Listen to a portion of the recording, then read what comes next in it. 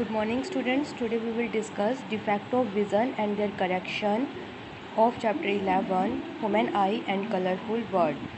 The first defect is the myopia, जिसे हम बोलते हैं नियर साइटेडनेस. इसके अंदर क्या होता है, हमें पास की चीज़ें तो अच्छे से दिखाई देती हैं पर दूर की चीज़ें अच्छे से दिखाई नहीं देती हैं. तो ये डिफेक्ट क्यों प्रोड्यूस होता है? So see far point of the myopic eye. Normally क्या होता है, जो भी इमेज है वो सारी कहाँ बनती है? रेटिना के ऊपर. लेकिन अगर मायोपिक आई है तो उसके अंदर इमेज रेटिना के ऊपर ना बनकर रेटिना से पहले ही बन जाती है. तो इस डिफेक्ट को, जहाँ पर जो इमेज है वो रेटिना पर ना बनकर रेटिना से पहले बन रही है, उसको क्या कह देते हैं? Myopic eye. डिफेक्ट को क्या कहते हैं? मायोपिया. तो उसकी करेक्शन के लिए, अगर हमें दूर का दिखाई नहीं दे रहा है तो उसकी करेक्शन के लिए हम कौन से लेंसेज यूज़ करते हैं? Concave lenses. जो कैसे लेंसेज होते हैं? Diverging lenses. डाइवर्जिंग होंगे, इसका मतलब जो लेंथ होगी उसको वो रेटिना तक एक्सटेंड कर देंगे. कैसे करेंगे कि जो भी लाइट पहले कनकेव लेंसेज के अंदर से पास होगी वो थोड़ी सी क्या हो जाएगी? डाइवर्स हो जाएगी. एंड अगेन अगर वो कन्वेक्स लेंसेज के अंदर से जा रही है, दोबारा से वो कन्वर्स होकर कौन से पॉइंट पर मीट कर जाएगी? रेटिना के ऊपर. So students, these are the myopic defect and can be corrected by the concave lenses.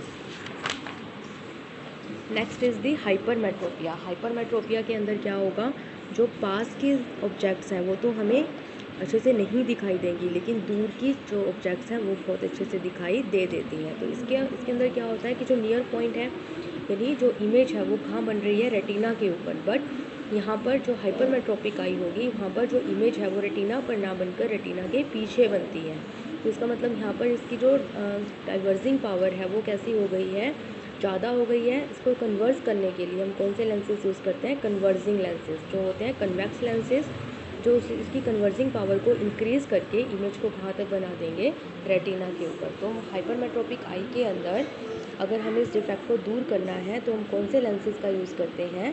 Convex lenses. तो हाइपरमेट्रोपिक आई कौन सी होगी? जहाँ पर हमें पास की चीज़ें अच्छे से दिखाई नहीं देती हैं लेकिन दूर की चीज़ें अच्छे से दिखाई दे देती हैं. क्यों नहीं दिखाई देती हैं? क्योंकि इसके अंदर जो इमेज है वो रेटिना के बाद बनती है. रेटिना से के ऊपर इमेज को बनाने के लिए हम कौन से लेंसेज को यूज़ करते हैं? Convex lenses.